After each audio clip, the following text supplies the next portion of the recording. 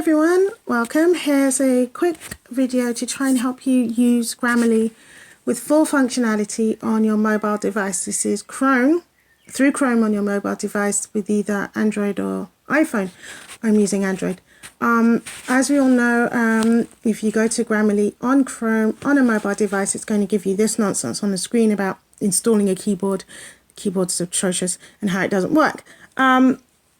Even with some improvements to the keyboard, it's still not good enough because I can't access the full functions such as speech, and so I can't talk out my text. It's just not good enough. So I just want to use it on my tablet without any fuss, and I'm not interested in Grammarly's nonsense about it not being supported, because as we all know, you just press desktop site, bang, as long as you have an account, you're logged in, it's working fine. The issues are between the classic editor and the new editor. Here's the new editor. As you can see, as straight as you come in, it's hidden the assistant. The very thing that you use Grammarly for to help you is hidden. Nonsense.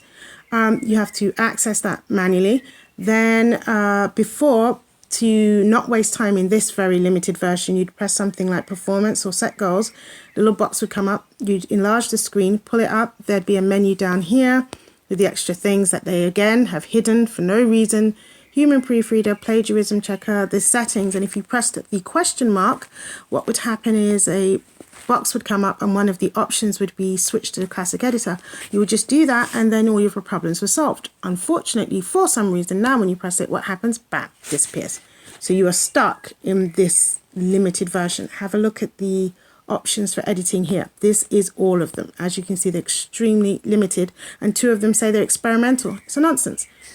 So what do you do? How do you get the version with full functionality where they're not hiding the things you pay for, like the plagiarism checker, or hiding a vast number of editorial tools and gifts that are hidden here? Now, this version does have, you can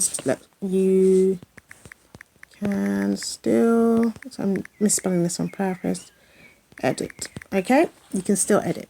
It will still come up and tell you that you've spelt some things wrong. The options will be there, though they're not as long. Again, they have hidden the functionality where if I open this in the classic editor, it will just tell me everything all at once. This will hide it. There's just a lot of things hidden, and I cannot understand why they're hiding things. I'm just trying to do my work. I don't need you to hide basic functionality. It's nonsense. So here's the workaround. Bam, very quick, very easy to do. Unfortunately, you do need to log into your computer. For some of you, that'll be a quick thing. With mine, that's just taken 100 years, even though it's a powerhouse. And running all the latest software is just, compared to the speed of doing things on your tablet, a computer is always going to be slower. So get into the computer, log into the computer, access Chrome, go to the site, blah, blah, blah. When you get there, you go into new document, just as you would here. You go to the bottom of the screen. Unlike the Android version, it's not hiding the option for the classic editor. Press the question mark, go to the classic editor, and then what you will do is it will say to you, you've switched to the classic editor at the top of the screen. When it does that, you just exit the document by pressing the home button and getting back to this menu here. When you do that, it saves your document automatically. You just repeat the process until you have a number of documents saved in the classic editor view. Then shut it down on your computer, whatever you like. When you come back here to the Android view, all of those documents you saved in the classic editor view will be here. So as you can see, I've saved one, just a lot of blank ones is what I've saved, okay? 2, 3, 4, I saved a number of them so I can use them. And so now here's one that I have with some text, so I can show you the very important ways this one's superior.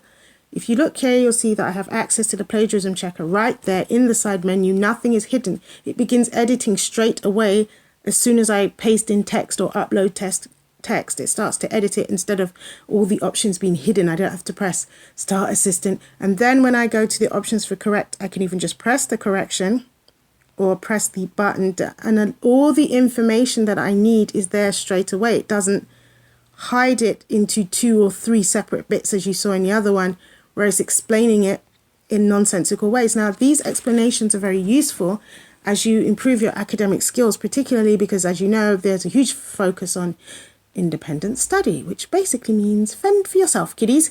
So it's very good to have a tool that explains to you why it thinks that thing needs to be changed, bearing in mind that it's a piece of software, a sophisticated one to be sure, but it's infallible and it isn't always right.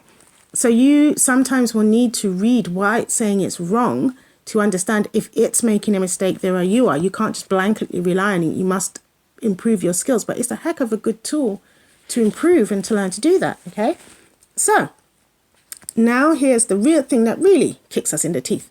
If you saw the options in the other one, which again, I'll go back to, the options to edit here, update goals that's all there is, okay? If you actually go here, you will see that in the original version, there is so much more. You wonder why they took it all away from you. Look at that. For academic, you have all of these options. You have all of these for business, all of these for technical, medical, creative, novel, script, short story, casual, personal, email, blog posts. These things are extremely useful when you're writing out emails. These things are extremely useful when you're writing out blog posts. They're extremely useful for academic. Why they've hidden it, I couldn't possibly tell you. And as I said, when I contacted them, I don't know, I have made this video a couple of times. I contacted Grammarly and got a little waffle. I was like, excuse me, Grammarly, what gives?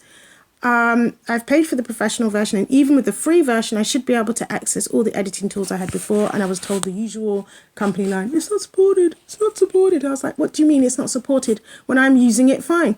No, not supported, not a thing, head in the sand, bunch of ostriches, absolute nonsense, no intention of putting up with it. So, as you can see, I can access all of these options here. I can decide which ones I want on or off. And then the way that it edits, the way that it corrects this piece of text will differ depending on those different options I've chosen. There's different criteria of being formal or academic. It's extremely important. To help myself out more, I can pre-program these options in. So let's say for this document, I want to say that it's academic. And I want to change the settings to be academic. And I want it to be, say, academic dissertation. Then I can then pick all of the options that I want, including in this case, the plagiarism checker if I've paid for that, and the editing options, and importantly as well, the information that it gives me here to help me will be different and will be tailor-made to what I need. That is important to me. Whereas if we look again at the pared down version, well, what are we dealing with here?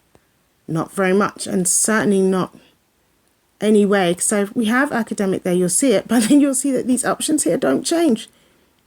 If I choose business, the options here don't change, they're the same. It's just completely limited for no reason I can possibly fathom. Now, when we go back, the only other thing that we need to know, it may or may not do it here, but it is important to know, if you go into a new or a document that you've used and you make a change, okay, so let's say change, and then you go straight out, there it is. It will say to you there's unsaved changes. When that happens, just press cancel, wait just a couple of seconds, press home again, and it will save your changes. That's how you don't end up losing work. Of course, always have a backup in a Google Doc and such forth, okay, and so forth. So I've got one up here saved as academic, as you can see, and I've programmed that one in to be academic, meaning I can just copy and paste text in. Also, I have the option of changing those programs on any other one, so I can just go to another classic editor version that I saved, and I can decide that this one is the one that I want to do my emails with. So I will just change those settings to email, which I think is under casual, yes, personal email, and then up here I just write email. And then when I go out and save that, I'll know that that one's for email. I'll have one there for academic.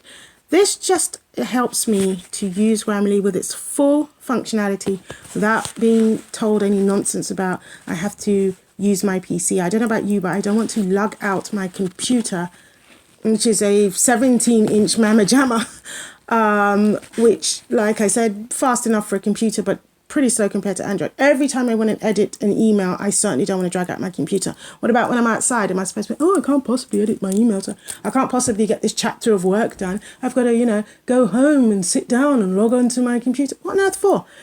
So there's just nonsense about how it's not functional and it's not working or it's not supported, or about installing the keyboard.